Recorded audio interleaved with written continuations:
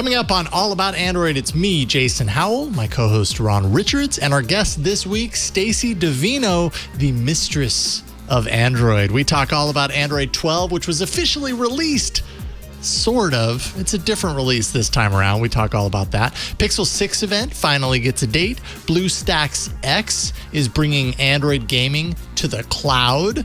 Maybe you've heard that before, but it's a little different than what you've seen before. Fairphone 4 keeps the modular dream alive. We've got so much jam-packed in this episode, plus your email and a whole lot more next on All About Android. Podcasts you love. From people you trust. This is Twit. This podcast is supported by AT&T Active Armor. We rely so much on our phones these days and are always on them, whether it's live streaming content, catching up with family on weekly video calls, or watching your favorite podcast. There's no room for fraud calls. And thankfully, AT&T makes customer security a priority, helping block those pesky calls. It's not complicated. AT&T Active Armor, 24/7 proactive network security and fraud call blocking to help stop threats at no extra charge. Compatible device and service required. Visit att.com/activearmor for details. Hello and welcome to All About Android, episode 545, recorded on Tuesday, October 5th, 2021. Your weekly source for the latest news, hardware, and apps for the Android faithful. I'm Jason Howell. And I'm Ron Richards. Oh yeah, welcome, Ron. Yeah. Good to see you. Thanks, Jason. Good to be back. I'm excited. We got a good week. We got a good lineup, and we have a fantastic guest. That's right. Welcoming for the first time to this show, Stacy Davino, mistress of Android. How's it going, Stacy? Doing just fine over here. Right on. It is good to see you. Great to get you on. Our mutual friend, Mike Wolfson, friend of the show. Mike's been on. Mike usually comes on the show. I mean, in general, in the past, I don't know how many years now, he's been the one to come on either pre or post I.O., Google I.O., to kind of do the what we expect or roundup of what we saw. It's usually roundup of what we saw. Anyways, he passed along your name to me as someone we got to get on the show, and I am super thrilled about it because you are awesome. Mistress of Android at Stitch Fix. So what exactly is your role at Stitch Fix? So I'm a principal engineer in charge of kind of all things Android, and also just doing best as I can for mobile in general. So we've been growing the team. I started there. Actually, today is my 1-year anniversary, and just been building a kind of division from scratch. That's amazing. Nice. Love it. Yeah, no, it's always good to something that we really want to have represented on this show is more of a developer focus.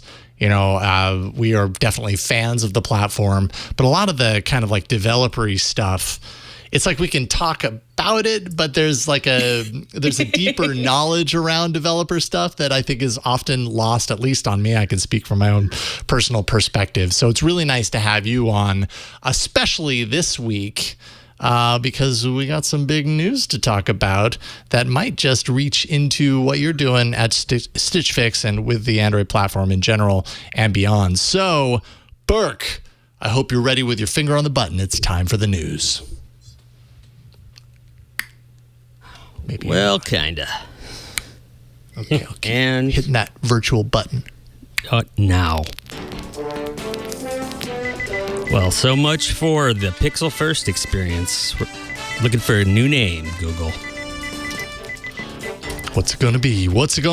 Well, yesterday was one of those days that we wait all year on this show for, and that is the official release of the next version of Android. Android 12 finally got its release, but it's kind of like a sort of release because usually in years past, at least as long as Google's had the Pixel lineup of phones, the new version of Android comes on the heels of many, many betas.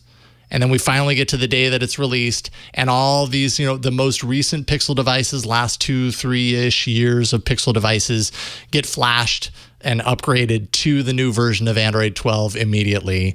But this time around, that's not happening. What happened yesterday, the source code for Android 12 was uploaded to AOSP, so it's there, But Google announced that Pixel devices are going to, they're going to be basically putting the final, what is their quote? Putting the finishing touches on a special release with Pixel exclusive and Pixel first experiences on Android 12, saying that in the coming weeks, Pixels 3 through the 5A, 5G, and everything in between are going to get a notification for an automatic update to Android 12. So it's kind of like, yes, it was released yesterday, but I don't know. It feels a little less official, even though it is official. But and maybe that's just because I've been running the beta on my Pixel for months now at this point. I don't know, what, 6, 7, 8 months? I don't know how long it's been. A long time. So it's not new news to me. But I'm curious, from your perspective, like from a developer's perspective especially, Stacy, a new version like Android 12 comes along. Every year a new version of Android comes along.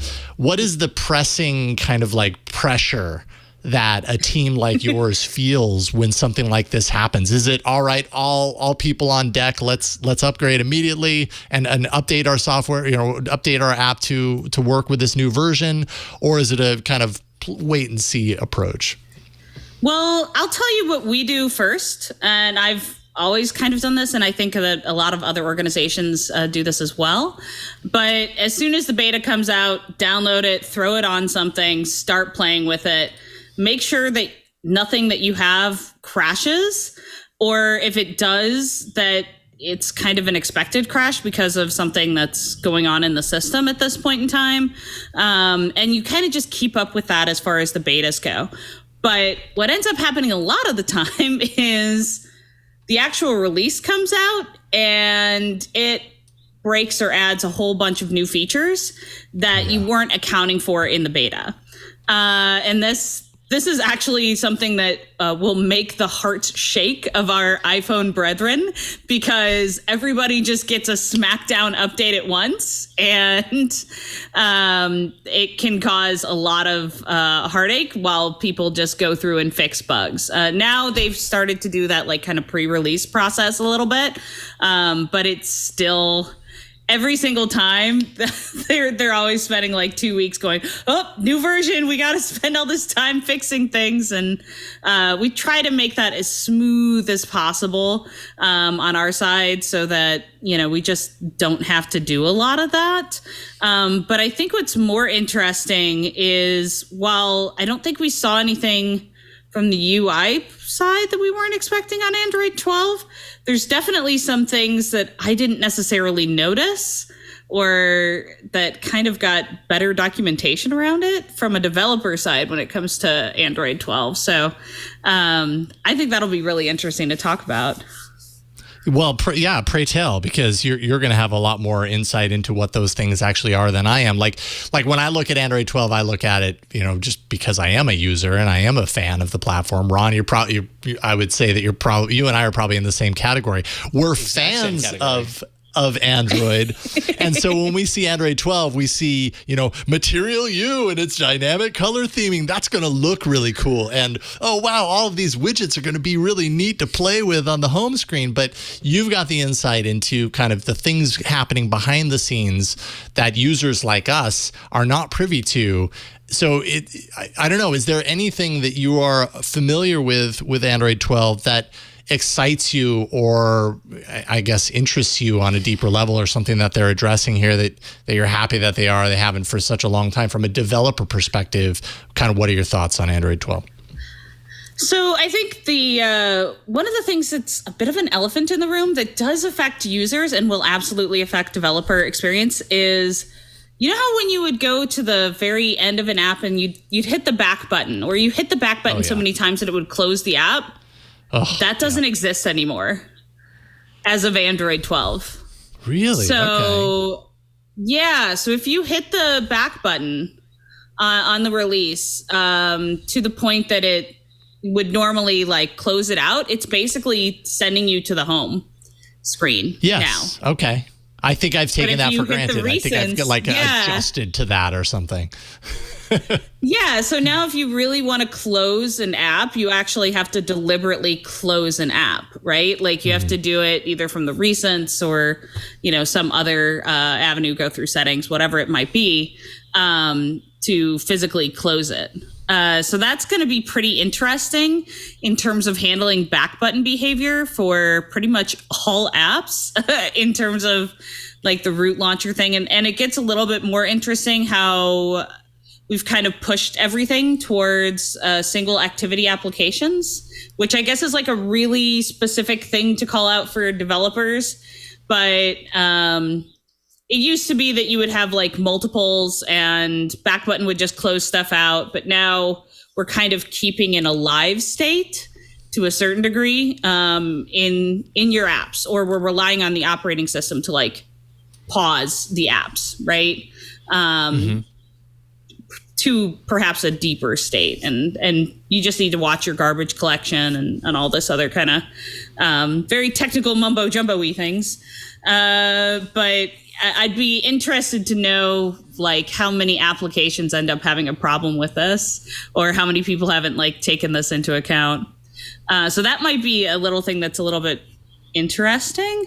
But I really do find that right now, does anybody else feel like Apple and Google are in this like weird war of rounded edges versus flat edges on everything? Not just not just software, but like physical devices. So it's iPhone, we get 2 years of rounded edges, and then we get 2 years of hard edges. And then what's happening as far as everything with like material design is that we get rounded edges, and then we get hard edges, and then we're like, oh, now we want to do more elevation, now we want to do flat buttons, now we're putting gradients, now we're taking them out. Like it's just it's been an evolutionary design language, but I do feel like there's a lot of going back and forth, and especially with this more recent update with Material U, we started to see some of the gradients come back. And that just kind of rolled me right back to like 4.0 and 4.1, if you kind of remember some of the design motifs in there. Yes, I've been doing this for quite a long time, but good. Yeah. Anybody else have thoughts on like what's going on with edges? Like, can we decide, do we want hard edges, soft edges, rounded edges? Gradients, gradients. Whatever we decide upon, the immediate thing is to do the opposite. So it's a decision that can never be made. Well, then, you're talking about software, soft edges versus hard edges. Then you've got the hardware, like you mentioned, the upcoming Pixel 6, which we'll talk about in a second. Yeah. You got the Pixel 6 that has the hard edges, and the Pixel 6 Pro that has the soft, like, front design, or the display. What is going on? Yes. Yeah, you have to pay more for the one that's different. That's why we made sure to do rounded edges on the more expensive one, so that people would know you had the cheap one because it had the hard edges. Yeah, there has been a little bit of whiplash, definitely, with this whole material design, Material U thing. I mean, material design just in general over the years. I remember when it started, the Matias Duarte kind of presentation and everything, the whole concept with it was that it was like, or at least one way that he described it was that it was like taking pieces of colored cardboard and like layering them on the top of other things and having the delicate shadow behind it. And it felt very, I don't know what the right word is, very like tangible in a real world sense. But then over time, it seemed to kind of like mute itself a little bit and kind of transition into these different directions. And now it seems like with Material U, I mean, aside from the dynamic color theming and everything, it seems like a return to that like layered kind of tangible item approach. I don't know if I'm putting this into words that make sense, but it really does seem in some ways like a return to the material design that happened then, just now, and things look a lot more rounded and a lot softer and definitely more vibrant with the whole palette, the color palette and everything. I would actually say it feels like a little bit of that kind of reversion to that 4.1, like elements of that prior to the material design that came in 5.0. Right. So it seems like there's kind of that incorporation of that little bit of dark but soft kind of vibe to it. Like a little bit of like an emo Visco girl kind of thing going on. You put emo Visco in my Android. How did that happen? I think it's kind of working though. And it's been really interesting from my perspective because I'm going to go way back and talk a little bit about something that you may remember or may not remember. But there was a whole API set called like the palette APIs. And if you remember something about that, like they showed it off with a lot of media applications where it would automatically put like a background to an album cover or something along those lines, so that like the background to your media player would change based off of the album art. And I totally remember that. That's right. Yes. Yeah, so I really feel like a lot of the things that we're seeing with Material You are really just kind of capitalizing on that same like palletizing kind of feature and capability, but now bringing it into a broader scope because a lot of people weren't necessarily taking advantage of it. I've done some things that actually used it for totally different applications than necessarily normal things. I did it for like doing colored semantic search and things like that. But you can actually like expand that out even further. And I hate the name. I hate the name so much. Does anybody else hate this name so badly? Material You? I do. I will share that with you, Stacey. I get what they're going for. Like, okay, material design was this big kind of, epoch change in terms of Android. And now it's a more personalized, so whoever came up with Material You, I get it. But I agree with you, Stacey. I don't love it. It's weird. And I don't know. And when you say it, it sounds like a university. It doesn't sound like, yes! I know it's YOU, but it's like, wait. What are you going to call? Yeah. What are you going to call the learning resources for the developers? Material You. Come on. Love it. That's great. Man. Material You I guess it doesn't bug me that much. I haven't really thought too deeply the moment about it. I have bit my tongue on it, but the moment they announced it, I was like, oh, I don't really like that. It's like, I don't know. And now, honestly, listening to Stacey talk about the developer kind of approach to it makes me realize that technically I am an app developer now with Scorebit, and I just frantically slacked my team going, are we ready for Android 12? Or we did like, it's not even though I'm not touching any code, but I guess I'm a product manager. So it's the kind of thing where I need to figure this stuff out. So I'm going to be scrambling. Jason, I'm kind of kicking myself for not installing the beta on an older device. So I think that's what I'm doing tonight and tomorrow is like frantically installing the beta to make sure that it's okay before it comes out. But Fair. We're just tested in an emulator. I think the AOS, you can find some AOSP images, I'm pretty sure by now. Oh, for sure. There's a whole migration. The docs and the developer site are actually really good about migration and testing the app, and you can set up an emulator in the studio and all that sort of stuff. That just takes work. I pay people to do that. So it takes time and effort, and I really don't have either. I don't have either of those, to be honest with you. Yeah. So Google did say that they're going to have more information about Android 12 later in the month at Android Dev Summit. That's October 27th and 28th. So I'm sure we'll have some of the kind of the deeper underlying discussions around Android 12 and what it's capable of. Maybe some of the stuff that's more designed for listeners like you, Stacey, who can really kind of parse this stuff since it's all developer focused. So, yeah. Well, but Ron, you got the next one.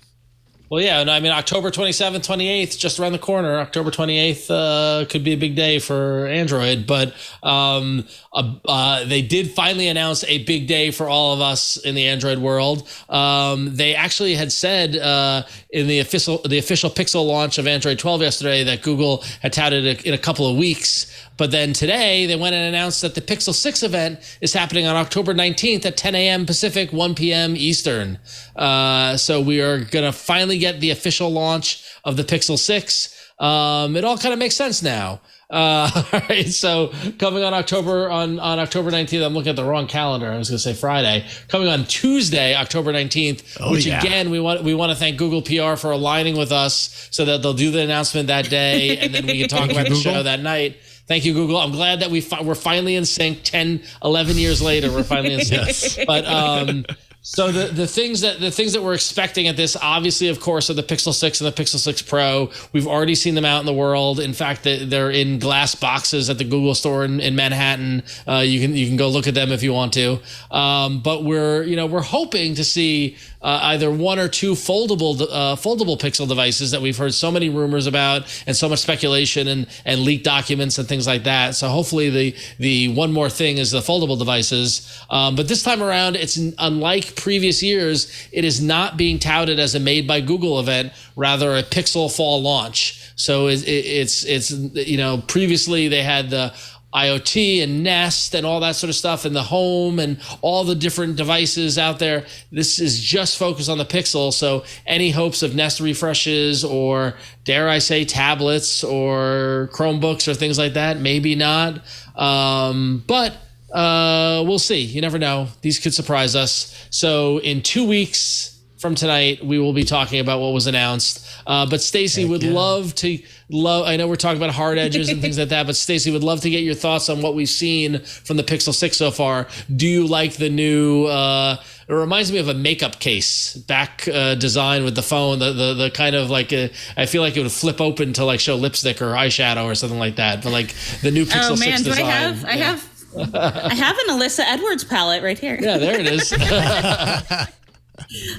what do you think? What do you think of the Pixel 6? I mean, design language wise, I don't think anything's too shocking by any means. I mean, we've seen like very similar finishes from. I mean, at this point, how much are you going to innovate on a slab? Unless that slab can move or fold or do something else there. Yeah. I'm more interested in what actually is going to be contained within beyond kind of the tensor engine, ML engine stuff that's in there. I was so disappointed with the Pixel 5, and I had a Pixel 3 XL. I was looking to upgrade, and I was waiting for the Pixel 5 to come out. And then it did, and I was like, I am not spending money on this. Like, it was one of those watershed moments. And for the first time since like the Galaxy S4, I went and got an S20. And D Samsung'd it basically. But I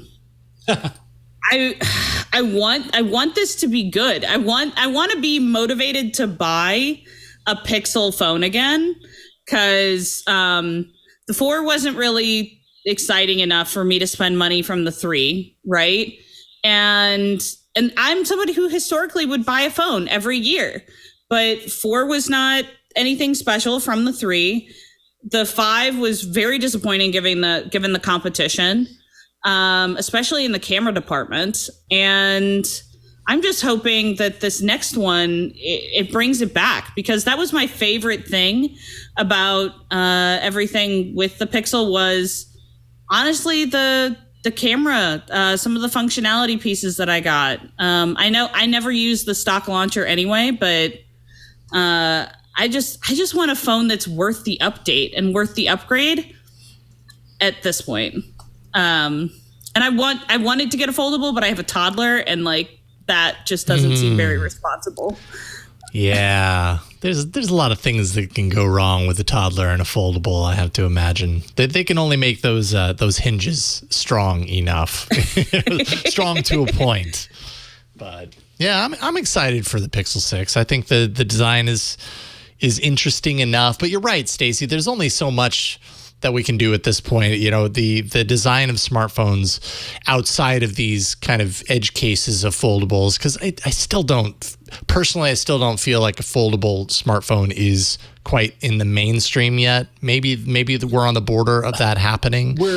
Jason, I think we're one generation away from it. And if Google comes out with a foldable in this Pixel announcement, that will help it move forward, because it will get a lot of press. I don't think a lot of people will buy it, but it'll definitely get a lot of coverage. I don't think so either. And I think but the Flip 3 is nice. Have you seen the It Flip is. 3? Yeah, well, nice. that's No, that's you the played thing. with That's the the Flip one. 3? Yeah, It's nice. I totally agree. I think the recent Samsung flip phones or foldable phones have been the ones that are inching it along. Once that price point becomes, reasonably under $1,000, and somebody can get it from anywhere between $500 and $1,000, it becomes more of a reality. I think we're about a year away, Jason, from what you're mentioning as kind of mainstream. Yeah. But the Flip 3 is under 1,000, and you can get crazy 1,000, deals. Totally. Yeah. That's true, especially if you're trading. You can get that phone for pretty inexpensive, and a lot of people. I mean, Samsung, love it or hate it, Samsung is the most popular Android device maker in the U.S. anyways. And so so many people are going to have a nearish, last couple of years generation Samsung phone to trade with. So they're going to get that price down. Yeah, you're right. I mean, the Z Flip, and I think I've said this in recent episodes, is the one that really kind of turns the table on foldables and as we enter this new phase. But the jury's still out as far as like if in 6 months I'm going to be seeing Z Flip 3s everywhere. You know what I mean? But if there's a phone to do it, that's the one. It's sub $1,000. It's totally pocketable and actually a really great phone. So yeah, we'll see. But I'm looking forward to the announcement, and that's only a couple of weeks away. So we'll see. I don't think we're going to see any foldables at this event, but we can. You're putting your money down 2 weeks out. You don't think there'll be any foldables? Yeah, sure. Well, I'll put my fake money down and say no foldables at the event. Stacey, do you think there's going to be a foldable at the event? I don't think they're going to go with a foldable this early. I feel like Google will do it just before Apple does. If that makes so you think sense. they're going to wait longer? I think they're going to wait. Well, I think that Apple will. I think that they'll be forced to in some reckoning. Yeah. I mean, remember, it only took 2 or 3 years after the Galaxy Note for there to be the big iPhone. Yeah, that's true. The market will dictate what they will and will not spend money on. And, at that point, it could end up being what is the big iPhone, right? They just say, oh, well, we don't have this and this now. We have the normal iPhone and we have the big iPhone that folds. And that's kind of the way that I see them going. I do think, though, that given what we have seen, that we might be getting a foldable from Google, not at this event, but I'm thinking in late winter, early spring, prior to kind of summer, where we see that in the, what is it going to be? End of Q2, beginning of Q3, fiscal year kind of thing. Seems like to me a smart time when they're past the holiday and they can kind of push things in a nicer way. Because right now, anything they push out, this has to be ready for Christmas, right? You're right, exactly. Yeah, totally. And with all the logistics things that have happened and everything that I've heard from all my friends who work in logistics, I just don't know if it even could be built and serviced fast enough. Because everybody's I've talked to on the hardware side of things has said that for the most part, they're 6 months or more behind their projected normal timeframes for hardware deliveries and cyclical kind of stuff. So. Yeah, for sure. And I think the chip shortage is for real and the supply chain problems are for real. I mean, we're seeing it across all industries, all this sort of stuff. That said, all of the stuff that we've seen that's been leaked about the glass and about the design, I think if they're not going to roll it out at this event, they're going to show it at this event. I'm going to take your bet, Jason and Stacey, and I'm going to think that there will be some sort of foldable thing there. Personally, just that's my opinion. We needed someone to carry that as their hill to die on for this event. But what's neat is if you have it. Yeah, I think they'll show it. I think they'll say, look what we've got coming. I think that's going to happen. But if you want to get excited for the Pixel event, go to pixelevent.withgoogle.com, which is the website about the event. And props to the chat room for mentioning it. I think Scooter X posted it. But if you go to the website and hold down the space bar, it says hold space bar to change moods.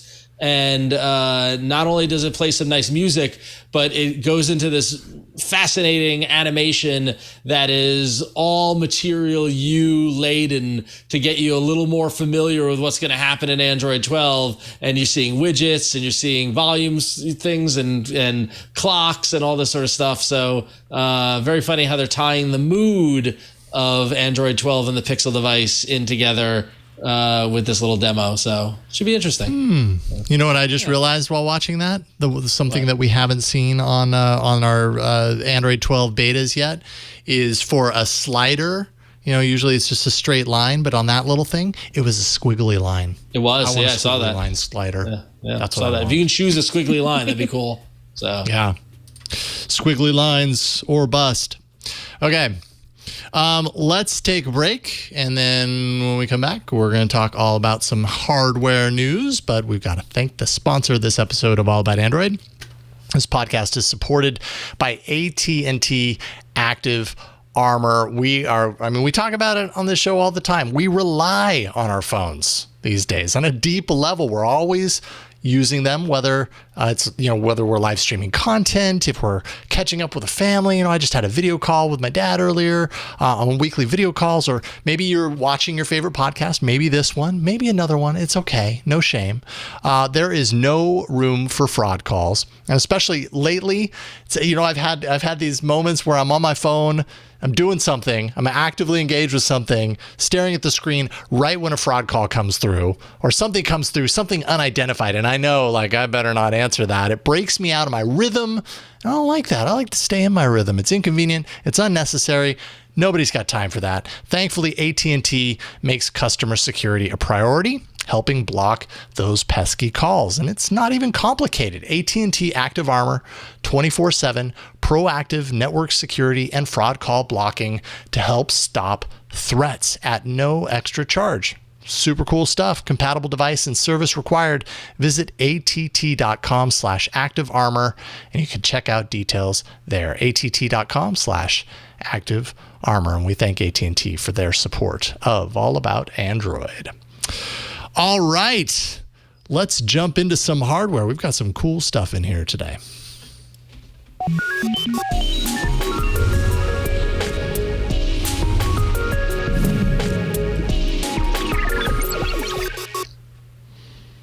All right. Well, it has been a while since we've heard from the Fairphone folks and their fair business practices, but they have announced a brand new flagship, the Fairphone 4.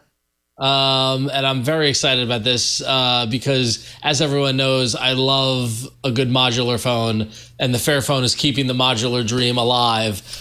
So their base model is 579 euros. Priced at 579 euros in Europe, with 6 gigabytes of RAM and 128 gigabytes of storage. Or you can pay 649 euros for 8 gig of RAM and 256 gig of storage. The phone actually ships with a screwdriver, since this device is built all around repairability. It's got replaceable parts that range from the display, the USB-C port, the selfie camera, the ear speaker, the main camera array, the loudspeaker, the battery, and the rubberized back. And get this, it includes a 5-year warranty at no extra cost. And there's a promise of a long-term availability for spare parts. So if you're worried about investing in this, are these, how long is this phone going to last? They are promising availability of spare parts for a long term. We don't know what long term means, but seriously, they're committed to it. A good example of this is that the Fairphone 2, which launched in 2015, is still on sale on their site.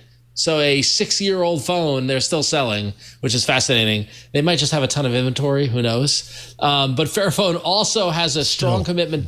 Yeah, a strong commitment to software updates. They're guaranteeing updates to the end of 2025 and at least Android 12 to 13. And they aim to extend the support beyond that to 2027, which is crazy. The Fairphone 2, which we mentioned, launched in 2015, was updated to Android 9 this past March.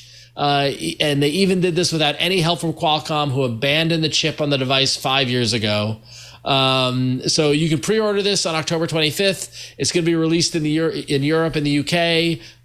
No US release, but you can get it if you want it. We talked to Matteo; he'll hook you up. But Fairphone is fascinating, and the idea of coming with a screwdriver, encouraging you to take it apart and repair individual components is bananas. But I love it. Love it. I love this stuff. Yeah. So. Yeah. Stacy, how do you feel about kind of well, I feel like the Fairphone is an example of two different phones. It's an example of like modern modular design. Someone in the chat actually just mentioned, they finally made a framework phone. And it turns out, the framework laptop is kind of similar approach, but with a laptop. Meanwhile, Fairphone's been doing this for years now with their different devices. So you've got modular on one hand, and then you've got a device that's perfect for right to repair, right? Like it's designed with repair in mind. Two very interesting now things, although the modular dream seems to have faded a little bit over the last couple of years. But Stacey, where do you land as far as these kinds of things are concerned? You were talking earlier about, like a phone is just a phone now. Like how do you make a phone better? We've seen it all. Does this change your mind at all? So I'm going to go back way to the older Google I/Os. And if you actually remember the project, what was it? Project Moonlight or Project, I can't remember what the name of it was. Aura? No, it was, sorry, I just bumped the mic. There was a team that actually ended up getting completely disbanded. And they were like Project Moonshot or something along those lines. And they actually were able to show us true working in real life modular phones. And they had developed an ASIC chip, which is a completely custom chip, and actually had gotten the guy who used to run the Linux Foundation, a little bit of a personal hero, and right now I can't remember his name, but I totally fangirled and got a picture with him that year. Linus Torvalds? Not Linus Torvalds. Linus Torvalds is not the number one contributor. Wow. I am it's been a little bit since I've been tracking all that stuff, but another lifetime ago. But basically they built a lot of stuff into the Android kernel and the Linux kernel in general to be able to do truly modular on the fly phones, which they ended up using some of that code for some other things that we end up enjoying now. So it basically had defined interfaces. I want to go back to that, right? Where there was truly just these base motherboards that didn't even have a chipset in them or anything else like that. And you would buy the motherboard piece and you'd slide that in, and you'd buy the, camera piece and slide that in. And they were not cheap modules, but the fact that you could kind of go back and put, whatever custom thing you wanted and change it out. I know Motorola played around with some of that stuff with their backs from the Moto Z series. Yep. And Fairphone is giving you basically right to repair, not necessarily right to upgrade, right? Because they're giving you a package that you can just take apart and reassemble. They're not giving you something that you can take apart and put in whatever parts you want. Right. And that's where I know the laptop you're talking about, and I felt really bad because I just bought a new personal laptop weeks before that thing came out, and I was like, oh no. So, but I would like to see us to skew a little bit more in that direction, right? Where most of it actually truly is pull a piece, put a piece. Because I don't think we need to worry about how thin and light our phones are for the most part, at least from the power user standpoint. And when's the last time you remember actually taking your phone and I'm going to grab another random device over here, a really old Verizon tablet or a Pixel 6 or whatever, really old Nexus. And when's the last time you were oh, it's so thin, it's so XYZ, and right. Nobody's cared about that. Yeah, I mean, some consumers have from a purely kind of aesthetic standpoint. It's like, oh, there was this drive to get thinner devices and glass sandwiches and everything. And I know I've been guilty of that on this show, because that was the kind of design language path that was happening in smartphones, and it was different, it was new. And before that, they were big, they were devices that you knew when, or at least I knew when I had that device in my pocket, versus this new phone that it's almost like I don't even know that it's in my pocket anymore. But at a certain point, like, I made the realization that I always end up putting a case on my phone anyways. Why? Because I will drop it and I will break it, guaranteed. And so any of that thinness kind of goes out the window when I'm just throwing a case on and making it thicker anyways. So like how valuable, how important is that? The modular project that you're talking about, is that Project Aura? Is that the one that you were referring to? That was Google's like total modular phone I think effort. That was the name of the actual like project itself, but they had like a whole moonshot group that came out of. There was which was before Google X, and it was called the Google Moonshots or whatever, I believe. ATAP, Advanced Technology and Products Division. ATAP, yes, that's what it was. That's what that there was. We go. That's what it is. Yay, we did it, team. And the what did we see? Was that in the Pixel 5 that we saw the proximity like radio sensor? They had developed that same chip the Pixel all the way 4 back then. The radar. Why am I suddenly blanking on it? But yes, it was in the Pixel 4 only, and then I think now that they've put it into some Google Home or some of the Nest devices, I believe. But yeah, it only survived in the phone for a single generation.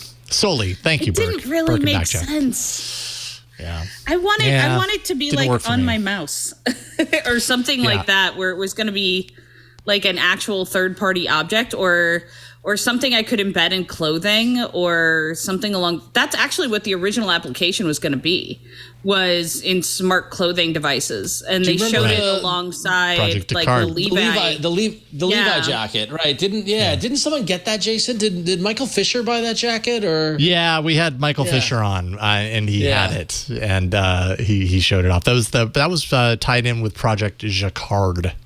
That's what it was. Yep.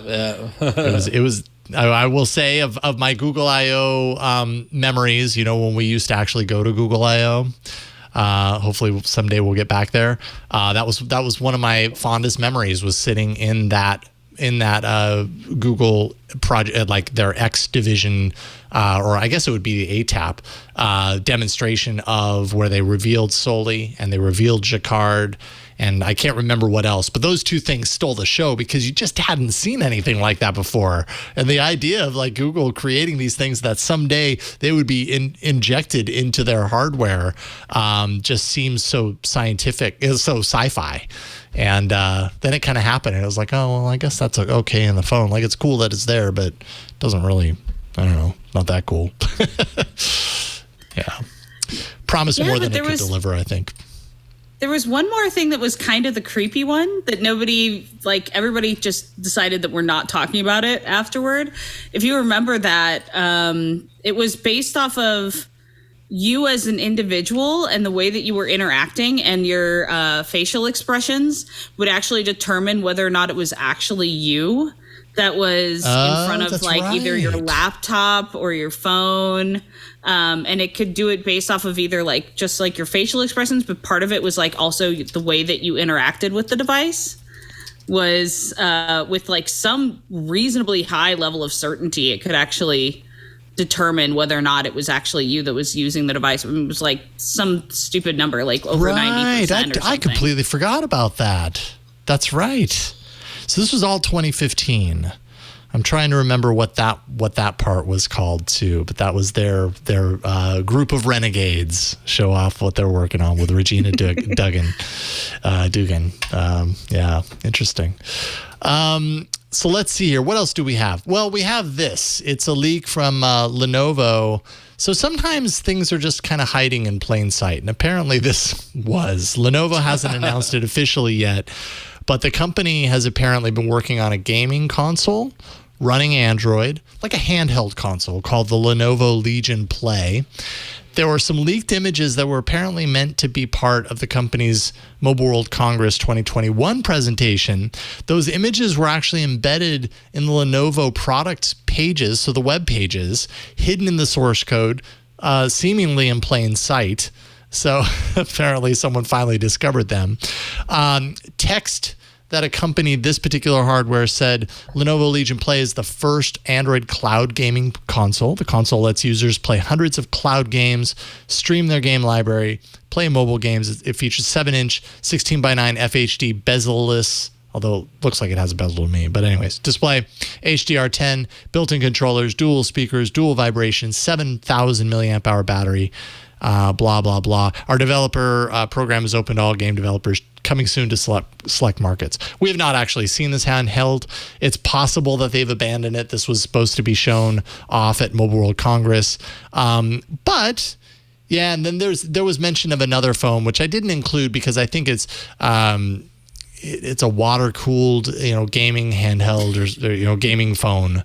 And I don't know, it kind of seemed like, what the heck is going on there? It looks like it's wearing a jetpack. But anyways. It looks like something Doc Brown invented.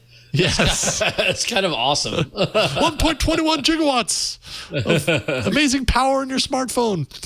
But anyways, thought that's kind of neat. I don't know if we'll ever actually see it, but I like the idea of I guess, how necessary is that? Because we have these handheld kind of adapters for phones, right? This is like literally it's a handheld gaming device. You aren't going to remove that phone from what I can tell. It's not like you can pull apart the controls and pull out the display and it's a phone. It's just a gaming console. What was that Android gaming console that was a total flop? The Ouya. Would you like me to go get mine? The Ouya. The Ouya was great. The Ouya I respect. I got the special edition brown Ouya. I was in on that. Oh gosh, I could pull down a bunch of Android TV units that don't exist anymore. But seems like you've got a whole hardware collection right within arm's distance. You don't even know. My house is full of betas of unreleased stuff. Like even within arm's length, I could probably grab the unreleased Panda 5, OMAP 5 Panda board and a bunch of other nice. Random stuff. I've got Jerry Ellsworth's alpha from her AR platform. That's just upstairs. If you remember the retro reflective displays and stuff. Yes. Yeah, I have one of the 15 prototypes that were made. Nice. So then you had the Ouya. Well, you still have the Ouya. It's a paperweight at this point. It was so great. The controller works. The controller's still nice, actually. Oh, okay. Do you ever pick up the controller and just play with the controller? Probably not. What did the Ouya teach you about an Android device that is specifically just for gaming? Do you think that an Android device like this Lenovo Legion Play has a shot? Like, would anyone really want a device like that? What do you think? Okay, so we're seeing proof of it with the Steam console, right? That's coming out, and it's basically just going to be running its already, weird version of Linux. And we've actually seen that this market has been somewhat proved out by the myriad of devices that you can get coming out of China with various levels of specs. And we've also seen even competitors to the Steam pad, coming through there. Now, I would argue them saying it's the first Android cloud, XYZ. NVIDIA is probably going to, slap a little sticker on that one. But with regard to, does this have legs? I think it does have legs. It's going to be price point, right? Like how do you make this make sense competitively in the market? And the answer is they're going to have to be the same price, if not cheaper than the Steam device, the Steam pad. And they're going to have to get a lot of things right that I don't think that they're going to probably get that right unless they are already relying on systems like NVIDIA's existing Cloud Play system, right? Right, right. And which actually is pretty darn solid. I still have a Shield Pro, 2019. I really like the AI capabilities on it, to be honest, for upscaling resolution. And, all of those kind of pieces, because we've seen, Google stutter pretty bad in this space, right? And they're still having problems with that service. It's gotten significantly better, but it's still not quite there. So I just don't know if Lenovo's a hardware space, and that's a software problem, and they're going to have to compete on a lot of different things. But they can sell in markets that the SteamPad's not going to sell in, right? Like SteamPad is not going to sell in India. SteamPad is not going to sell in China, right? That's going to be Western markets predominantly. So they might have a space that's just carved out specially for them, and it probably isn't going to matter that much to us in the Western hemisphere, right? Yeah. Yeah, that's true. That's a good point, and one that I think in my head I was kind of overlooking is that, if this is even a product, like if they end up deciding to release it is an entirely different question. They could have given up on it because we haven't heard about it yet. But based on what they wrote, the first Android cloud gaming console, that, my mind immediately jumped to, well, if you're going to release, a game controller embedded Android, portable gaming device, you want something with the best processor, tons of RAM, you want this thing to last however many years. But if it's cloud gaming, like, it really doesn't have to be that powerful, right? Like, we've seen that you can make most modern day devices into cloud gaming devices for the most part. They're just streaming video from the powerful servers and the powerful stuff that's happening in the cloud, not on the device. So you're right. Like, does Lenovo have much of a track record in that realm? I don't know. I'm not saying that they don't, but I couldn't point to it. So yeah, we'll see. Maybe they've given up on it. Maybe cloud gaming as a new effort for Lenovo. Maybe that's a lot to take on in these trying times. Well, given the great success of Stadia, right? So yeah, that's true. That's true. But it doesn't need to be that nice in terms of a portable device, right? I mean, it doesn't. As long as you can play essentially PlayStation 2 titles, I think everybody's pretty happy with that. I mean, even the fancy games on here, for Android, right? Like, if you look at Genshin Impact, it's not like some massive, powerhouse of graphics, right? Right. Yeah. So very true. Very true. Well, this topic is going to come up again in the next segment. But before we get to the next segment, I just want to thank you for following us. Give us a review. Go to iTunes if you're thinking about it right now and you're like, man, this is an awesome show. This is an awesome episode. We really appreciate it. Hop on over to iTunes, or I guess it's not iTunes anymore. I'm old in technology. It's Apple Podcasts. That just goes to show I don't really have a whole lot of Apple products that I use in any regularity. I do love my favorite listeners in the All About Android community are those listening on Apple Podcasts. There you go. Hey, that's where we get I'm guessing that we still get the majority of our subscriptions from Apple Podcasts. So there you go. All right, we're going to jump into app news next.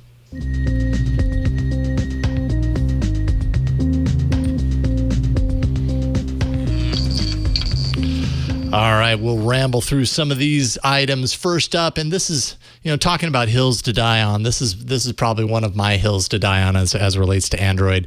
The power menu. And in Android 11, I loved the power menu because when you pulled it up, you got your home controls, you got your Google Pay stuff. It was just all there. Honestly, when Android 11 happened, it was at the top of my list of favorites of Android 11. And then what happens at Android 12? They get rid of the power menu. They put this stuff on the lock screen, these little buttons that I've had mixed results with. Let's just say that. I'm not entirely sold, but you got to love the development community because there's always someone out there that's like, yeah, you know what, me too. And I actually know how to do something about it. So someone has created an app called Classic Power Menu. This is an article from XDA developers. You won't find this in the Play Store. The code is open source. It's available on GitHub, so you can download it from there. But Classic Power Menu allows you to restore device controls and quick access wallet to the power menu. And beyond that, you can kind of customize the power menu functions as you like. So you can add in different functions there, like bug report or whatever you want to do, screenshot, that sort of stuff. You know how all these apps usually do it. It's like, yeah, we let you do the thing you're used to and literally everything else. So you can do that. Android 11 and up, it does support Material U theming. And unfortunately, it does require root. So you got to have a rooted device in order to do it. The reason there is like this taps into the power button. And without root, Android system is not going to give just any user the ability to override what the power button actually does, because that's the conduit to so many important things, like turning off your device when you absolutely have to and that sort of stuff. So it does require root, but it's called Classic Power Menu. And I guess I can ask you, well, both of you. I think I know how Ron feels about this, but Stacy, you do. this power menu controls from Android 11, is this something you're going to miss, or did you ever use it at all? Admittedly, I didn't really use it that often. I've been, I don't know. I mean, I just didn't. I mean, a lot of times when I was using like Pay or other things like that, like, you know, I was kind of doing so intentionally, and it wasn't as like part of a seamless thing for me. So I guess from my perspective, it's a loss of features, but without them coming up with an equivalent. So usually when Android does that, right, when they remove something, or it's usually not a remove, it's a move, right? Yeah, they usually offset it into something like, I think things have gotten a little over the top with the multi-menus in the like pull downs on the notification bar for all of these various like settings and things like that. But, you know, are they going to do kind of like a side swipe thing like what you see on a lot of the Samsung devices? They can't really, because they're already doing so much with the gestures and the way that apps are actually being controlled. So it's just kind of like, what's the substitution? What are they trying to accomplish here by actually adjusting that? And I don't think we're going to get an answer because obviously they just said no. And maybe this was actually something from the manufacturers. That's the only thing I can think about, is because a lot of device manufacturers already do something custom with the power menu. And so that being an adherence to a standard for an operating system, or has some sort of test system around it or requirements, probably miffed a few of the manufacturers to a certain degree. And I mean, I'm purely speculating, but that's the only thing I can imagine, is that they said, hey, we're already doing stuff in this space. If you change this into a standard or make this a standard going forward, that messes with our ecosystem. That's the only thing I can think of. Anybody else have a thought? Well, yeah, I just wanted to show. So this is the Android 12 beta, the very final beta. Obviously, I don't have the official version installed on here. But what used to appear in the power menu now appears on the lock screen. I don't know why the Google, well, I guess I don't have Google Pay set up on here because this beta, it wouldn't allow me to kind of do the full setup. But so it doesn't go away entirely. Like I still have the button down there, and then when I tap it, it brings me to a different screen that has the controls.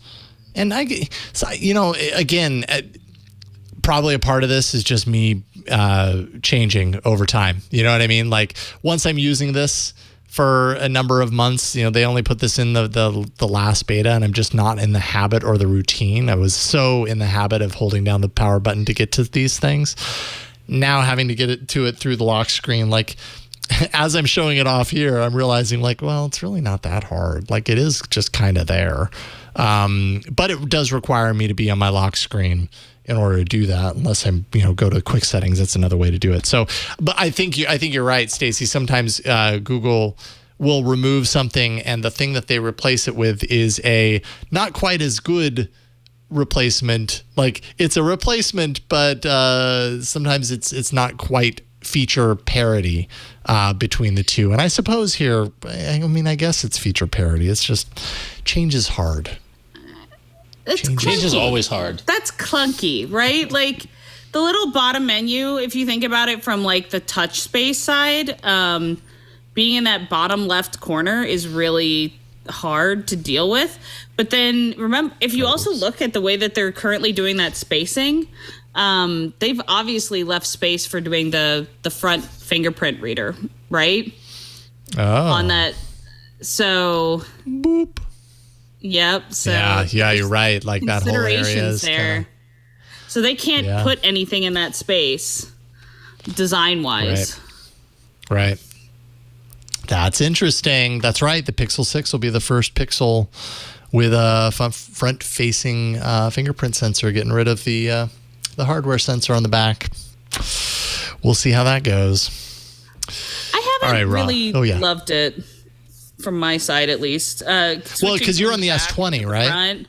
Yeah, switching from the back to the front. I miss the back. Yeah, I miss the back. I prefer the back for sure, hands down. I definitely prefer the back over the front because it's way more. It's just more tactile. Like, I know exactly where my finger needs to go. It's more natural. It's more, I'm with you there. But, well, speaking of the power button so much, Jason, the Pixel Personal Safety app is getting a new feature with the latest update that involves the power button quite dramatically. Nice it's called thank you. I'm a professional transitioner. It's called Emergency SOS. And it allows users to tap the power button 5 times to call emergency services, share their info with emergency contacts. But it also automatically records video up to 45 minutes that is automatically backed up to the cloud. And those recordings can only be stopped when the user taps stop while the phone is unlocked. And the recording stays on the cloud for 7 days. So as you can imagine, in some sort of emergency kind of situation, you could easily, if you're getting, God forbid, I don't even want to imagine the situation that would happen, but you could tap that power button 5 times and trigger that video recording, and whatever happens for the next 45 minutes is going to get captured. And in some way, shape, or form, you can imagine what is being captured there in that emergency, probably being helpful to law enforcement or whomever. Helpful, yeah. It's crazy. Sure. My only worry is that as the number of times, Jason, that we've tried to unlock the Android Easter egg, or going into developer options and tapping power button 5, hitting the power button 5 times, I feel like you got to count it. You got to be involved. That seems like a lot of work to do in that moment. I don't know in an emergency if I could be so focused to get 5 taps on there or not. I'm guessing in a moment of emergency, it's not about getting exactly 5 taps. It's about just hitting it as many times as you can quickly, and if you 5 or more, then it kicks into the emergency mode. Yeah, maybe. But you can also configure that 5 button tap to do other things if you want. Like you can share your real-time location, the remaining battery life, or share your latest phone calls. So it's a configurable 5 button tap to do some sort of emergency contact need, which is really interesting. And that's kind of fascinating. I like that they're doing, that they're providing options and providing tools aligned with your personal safety, but also 45 minutes of video backed up to the cloud for that's a lot of data. And that's a pretty cool feature. So yeah, I think that's a great inclusion, because Apple's had this feature. They've had the tap the power button many times to do an emergency SOS feature for, I don't know, at least 3 or 4 years now, and I've actually wondered why Google hadn't included that on Android. But this is just for Pixel owners, and I know that other, Samsung, I think, has a version of this feature as well on their own phones. So this is just the Pixel version, but important to have, no question. And then finally, I mentioned apps a little bit earlier, coming up a little bit later as far as like where these apps go. When we're talking about the Legion handheld game and cloud gaming. BlueStacks, you may recall BlueStacks. It's long been the way. It's like an app that you can run on your Windows PC to run Android apps and games in your Windows environment. Well, now there's BlueStacks X. They're rolling this out. It's bringing Android apps and games to the cloud. So basically a cloud gaming service for Android games that's obviously multi-platform. You can just run this in a browser. Launching now in beta, 14 games available at launch. They also created a Discord bot called Cloudy so that you can play games together with friends in a Discord voice channel and set those things up and everything. It's all free. It's supported by ads. Those ads don't happen in the middle of a game or anything. It's not breaking up the content. It's only pre-roll, so you see an ad and then you're able to play the game. Although when I tested it, now mind you, I wasn't able to actually play a game. When I tested it, it didn't work for me. But I didn't see any pre-roll ads, so I don't know what was going on there. Available right now, if you want to check it out, go to x.bluestacks.com and you can test this out. Again, it's beta, so your mileage may vary, but how useful is something like BlueStacks for development of Android apps and, well, I mean, games? I don't know how much experience, if you've had any experience developing games, but BlueStacks has been around for so long. Is it a tool that is at all useful for developers, or is you guys are just using Android Studio for that? For the most part, everybody's using emulators, and if you're, there used to be an actual point where that was maybe useful, like back when, the emulators had a lot of issues, and the fact that it could actually, run with the Intel Hacks plugin and all that kind of stuff, so that you had like a true x86, kind of thing going on. But yeah, nobody I know is using BlueStacks for doing any kind of development stuff. And then Genymotion came out, and then everybody was using Genymotion until Intel and other parties got much more involved, and then the emulators have been all pretty reasonable in terms of run times and things like that, to the point that I don't feel compelled to constantly have a phone actually physically hooked up to my laptop at all times. Right. So, but that being said, there's definitely a market for that kind of content, especially for like younger people and younger gamers, right? Where accessibility to nice hardware is definitely a potential issue. Yeah, right. But the Chromebooks run Android apps, and we've definitely seen, or at least I've seen from my little nieces and nephews, that Chromebooks, can be used for games and games in schools and all that kind of fun stuff. So no reason to not think that you wouldn't want to put them in another protected space. If I remember correctly, BlueStacks does have some, kind of parental control stuff that you can do. So as long as that's still fair game, I mean, why not? Okay. Before we transition on, Stacy, I want to see your video again. Over your right shoulder, is there a beast in that? Yes, that's my dog. Okay. She blends. While you were talking, I was like listening, and then every once in a while I'd see this little paw go, it was throwing me off. I was like, is that a dog, or is that like a stuffed animal that goes off with motion, or what's going on back there? Nope, it's awesome. It's an older Bichon. Oh, cute. Right on. Cool. All right. So up next, we're going to answer a few of your emails. All right, AAA@twit.tv is the email address that you can send your questions or your reviews or your feedback, whatever you got. AAA@twit.tv. Ron, you got the first one. All right. Our first email is a pragmatist by the name of Joel, who writes in and says, I've been binging the last 2 months of All About Android, and everyone is saying how great it is that Epic's lawsuit might finally allow for more competition in the Apple and others' Play Store, in third-party payment systems and third-party app stores. I think almost everyone at Twit seems to be much more starry-eyed than my pessimistic self. And here's Joel's dose of reality. Do we really think that in this day and age that reputable companies are going to be the ones leading the charge? Humans want cheap or free, and anything free today in tech means you're giving up something valuable like data, or it's a scam. The majority of what will happen is malware and scammy payment sites. Apple will have no control over third-party anything, and neither will anyone else. Doesn't sound like the judge created any safety enforcement agency. I've heard one or two hosts mention this possible issue, and in the next breath and without much or any discussion, it's back to sounding like everyone expects only reputable payment sites or reputable devs will tie into this new system. Also, I can't wait to see the new excuses devs will come up to keep charging the same price when they move to cheaper or free app stores, since most claimed high prices were only because they had to pay the app store fees. So, Joel, thank you. That is a very realistic point of view.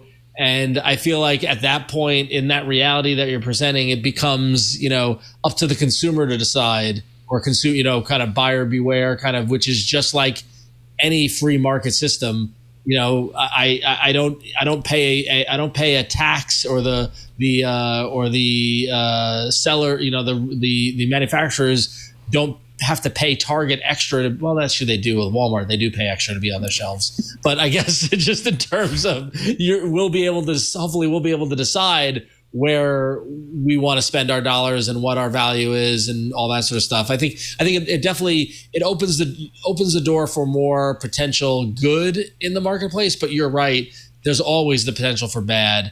But Stacey, have you been tracking the Epic lawsuit and all the the potential changes to third-party payments and breaking free of the Google and Apple App Store fees? What's your take on this situation?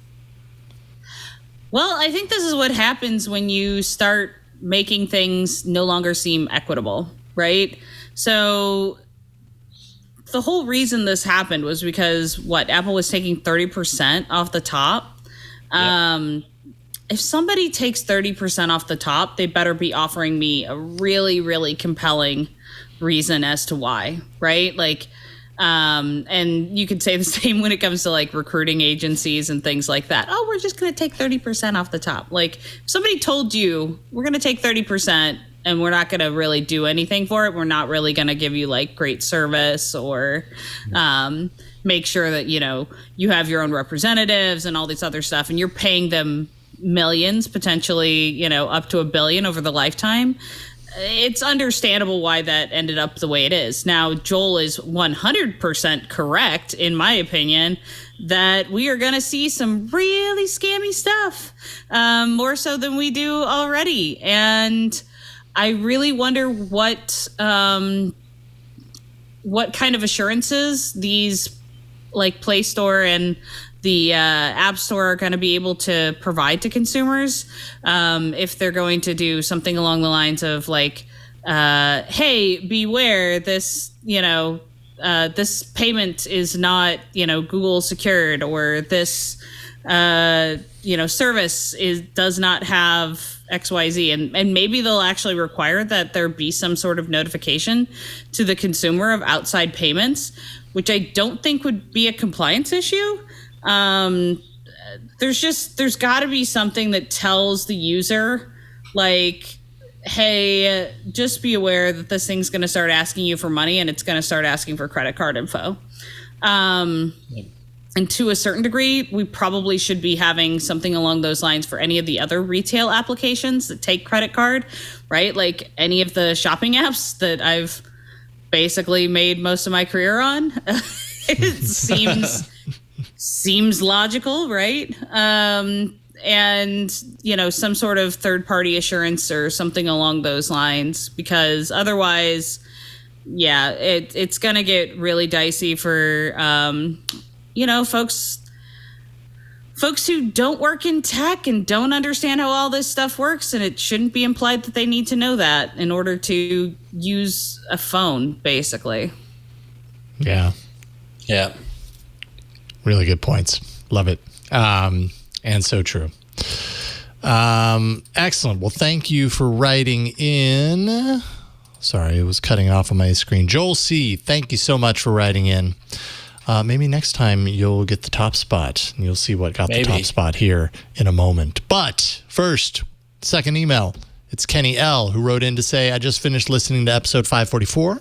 You guys brought up DeX and how limited use it can be. I'd like to offer a recent experience I had with DeX that might serve as a counterpoint. I recently changed jobs. Due to the chip shortage and other logistical issues with our IT department, the laptop I was first issued had to be dug out of an old storage closet. It was so old, it was literally unusable. They also issued me a Samsung S20 FE, that's the fan edition, at the same time. I was promised a new laptop eventually, but I had to make do with what I had. I took the opportunity to give DeX a test, and to my surprise, the experience was very good. I could even use the keyboard shortcuts I was used to using. I ended up using my phone plugged into my USB hub for 3 weeks instead of the laptop while I waited for the new computer to arrive. The whole experience has me very excited for what could be if the market decided to move toward a more minimalist computing lifestyle. With so much moving to cloud-based applications, including gaming, I feel like the vast majority of people could get away with just a phone and something like a Next dock or a USB hub on their desk. And so thank you for writing in, Kenny. I love that you folks are sharing your stories around DeX. Because no question, there are people out there that this is going to work for. I think what this email shows me is that sometimes maybe what we need is it's almost like we need to be we need to be put into a position where we have no choice but to experience it for what it is, instead of, because from my perspective, like I've got a number of different computer options. So am I ever truly in the point to where I have to rely on DeX in order to do things and for an extended period of time? If I had to rely on DeX for a month to do, writing and preparing for these shows, I'd probably know a lot more about that experience and have a much better understanding of whether it's actually a good enough solution for me to continue using at the end of that. But it's going to be hard for me to convince myself to just do that if I'm not put in that position. That kind of seems what Kenny is saying here. He ended up in a situation where he had to use DeX. And what do you know? At the end of the day, it actually worked for him. And I'm sure it works for a lot of people. And it seems, Ron, that's a future that you've been hoping for, this future where we're carrying around our phone and it has the computer in it. Stacy, we know that you have the S20. Is DeX something that has interested you at all? Is it something that you've used? What's been your experience? So I'm going to go, I am basically, you can call me the Android historian at this point, because I'm going to go back and talk a little bit about, do you remember the Ubuntu phone? Right? The Ubuntu phone, yeah. Sure, yeah. The Ubuntu phone, right? This was the promise. And the Ubuntu phone was also going to be multi-boot as well, right? And there was what's kind of interesting to me is that I also remember how Android Auto, the first one, basically operated like this to a certain degree. It used the USB to actually then run a secondary thing and all that kind of deal. But I think it does make sense for a lot of people. I think that this actually could replace the whole Chromebook kind of thing. And actually, if you remember wasn't there the Asus, there was that Asus phone that actually docked into a tablet Docked into display. the laptop.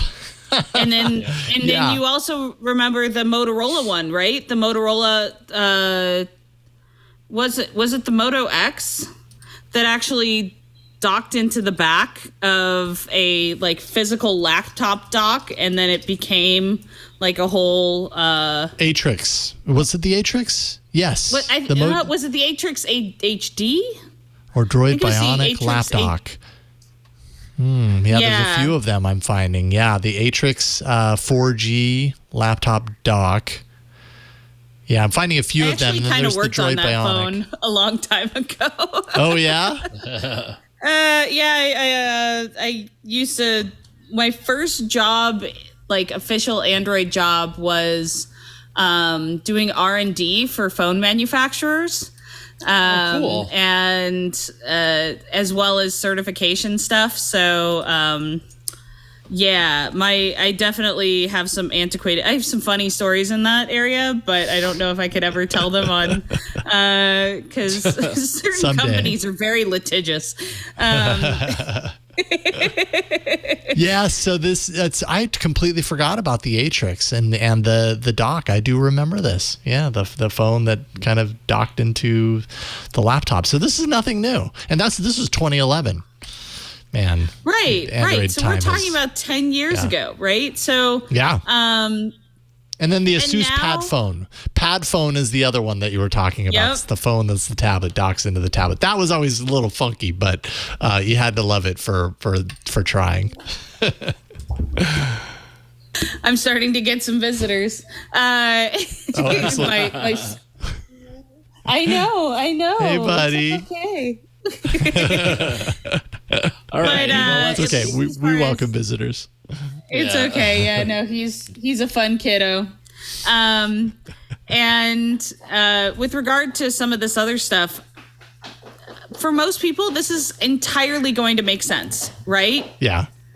So you can, anybody who's working, just as not even as their work computer, but as their personal computing device.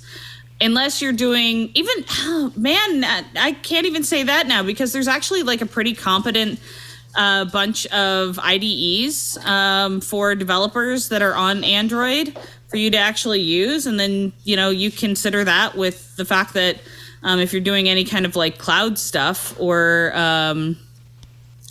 you can actually log in remotely to your environment. So yeah, actually, this makes sense for a lot of folks. And I could absolutely see myself needing no more than my phone for, 2 or 3 weeks on a trip. Like, Why not just take it? Yeah, totally. It's lightweight. That was an emailer last week that kind of made that made that point. It's like, it's just way lighter weight to throw a lap dock, like the next dock into my laptop. And I'm already bringing my phone and like it's just there. And when I go places, And like especially when you travel, how often do you have, like, if you're like on the road and you're going to hotels, guess what? You have a monitor in your room in every hotel. You know what I mean? Like if you can plug the dock into the TV in the hotel room, they're all HD monitors. Like there's no it's a way of living that I think I'm surprised the technology hasn't embraced this sort of approach more, because especially with those like little portable displays and things like that, like you could be way like you almost think about the laptop paradigm is so outdated in this regard. Like I would much rather have like a little Bluetooth wireless keyboard and a mini monitor that I can set up on a plane tray table without having to deal with, the big laptop getting pushed when somebody leans back on you or anything like that. I mean, like, again, these are just computers. There's no reason why we can't interface with them in different ways. And I like the concept of DeX for thinking differently in that way. So I don't know. I'm surprised there's not more embracing of the DeX style approach to it. So right. Well, I think we've also seen the way that we use our laptops has totally changed, at least for my, personal kind of stuff. I went and got a ThinkPad X1 Nano this time around. 13 inches, really small, compact, ultra light, decent processor in it. So I got the fancier version, and it's got, an okay graphics thing, but it's more than enough for my personal computing needs, and I care more about being able to use it while I'm traveling and have it be, something accessible. If I really need computing power, the cloud's always there, at least in our connected world. So what's the reason for me to... I used to only buy gaming thin and lights. That was my bread and butter for a very long time. So, the MSI Go series and Razors and all that kind of stuff. So, I mean, if we're seeing the way that this is now, maybe it is a case of us starting to carry around a display or just carry the dock. I mean, how many of us do that with our like Switch devices and things like that? Yeah, no question. Just pop it in. Yeah, absolutely. Yep. Well, thank you for writing in, Kenny, and inspiring all of this. I didn't expect this email to take us into a nostalgia trip, but it reminded me that we've seen a lot of this before. Yeah. I'm the historian. That might as well be my second tagline, right? / Excellent. Android historian. Mistress of Android and Android history. All right, Ron, you got the last one. All right. Luckily, our last email is a short email, even though it is the email of the week. I can't hear the sound effects, so I'm hoping Burke played it. That's okay. It happened. It was there. Okay, good. I'll believe it happened. All right. It happened again. It's a lot harder to like throw to it when you can't hear it at all. But True. But yeah, so those of you who listened to last week's episode, we're talking about how to make the email week more prestigious and how to make it really, I mean, it is an honor that only one person per week can have the email of the week. I assume the sound effect played. Paul writes in with a suggestion that says we could create an all about Android NFT to certify the email of the week. And Paul, you're right. We could do that. Do we want to? Yeah. In the realm of possible things, that is absolutely possible. And if we had the resources and the time and yeah, we would. But and listen, it would have to be a carbon neutral NFT. I won't be a part of any kind of damaging the environment. But those are out there. You can do carbon offset. It's all okay. But if any crypto person out there wants to develop the all about Android NFT for emails of the week, that'd be hysterical. But, oh man, we'd have to change it to the NFT mail of the week. Yeah. Sorry, I have to do that. I'm a dad. I have to make those kinds of I was about to say that was a 100% dad joke moment.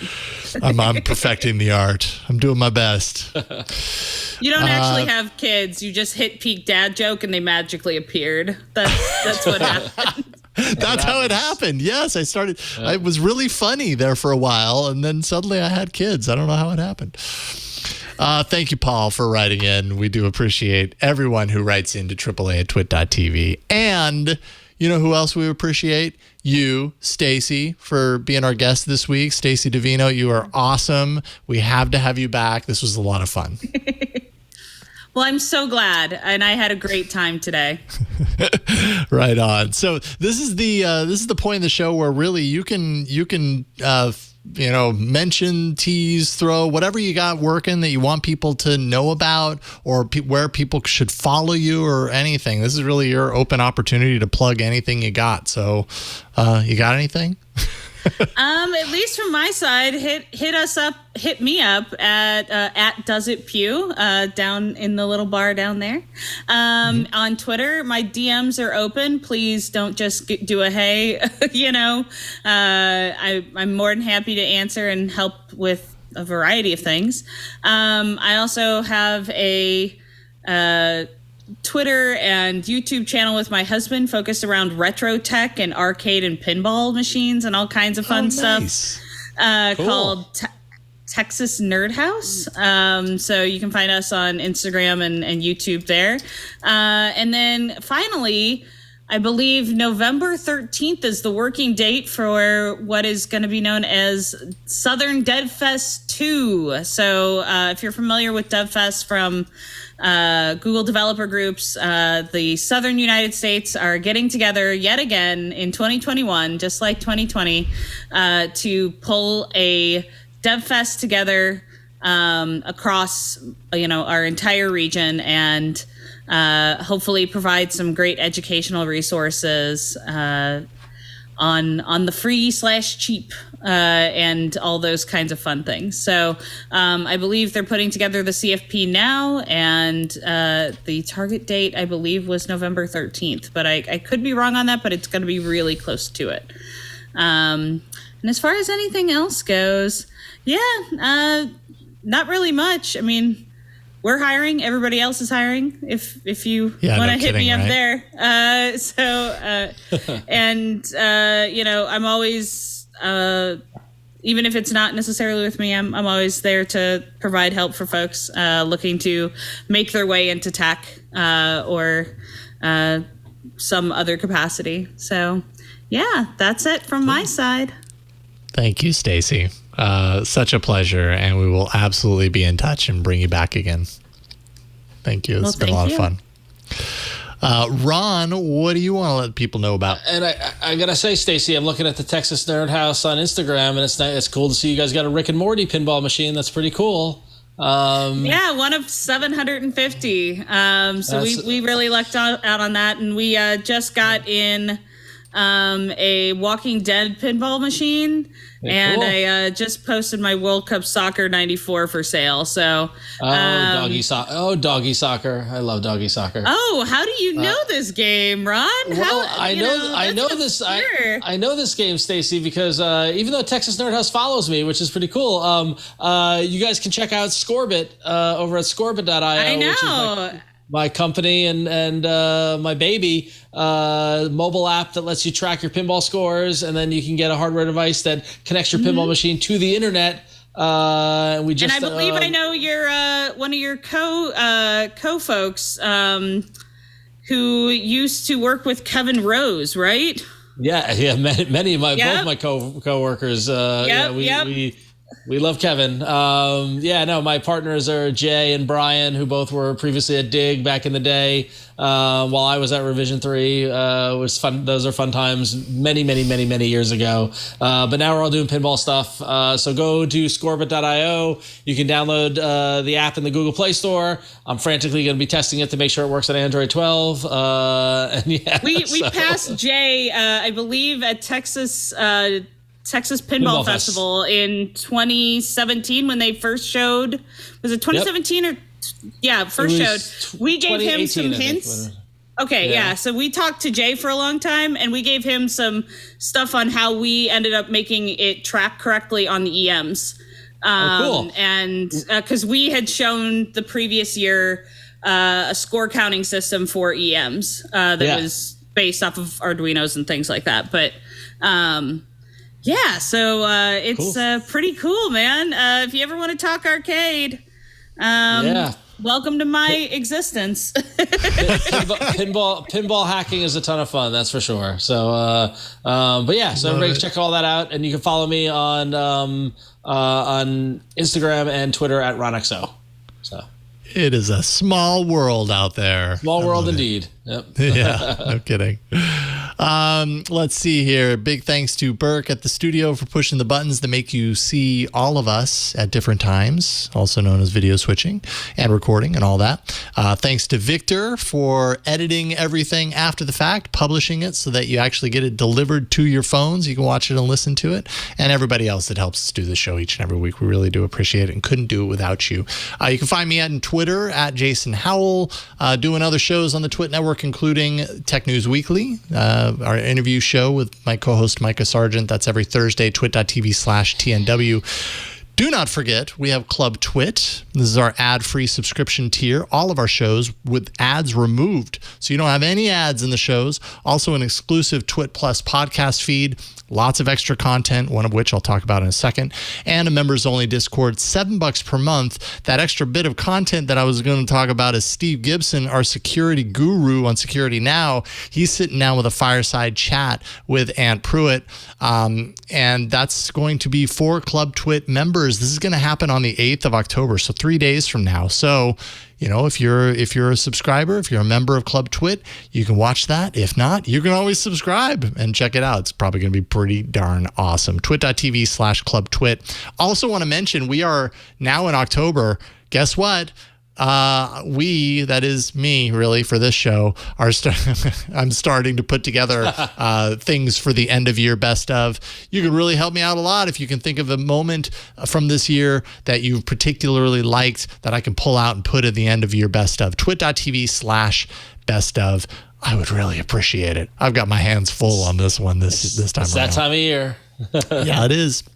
But that's it for this week. Excellent episode, and can't wait to return next Tuesday. We do this show every Tuesday. twit.tv/AAA. Just go there, subscribe, and you won't even have to think about it. The podcast will be delivered to you each and every week. That's just how podcast works.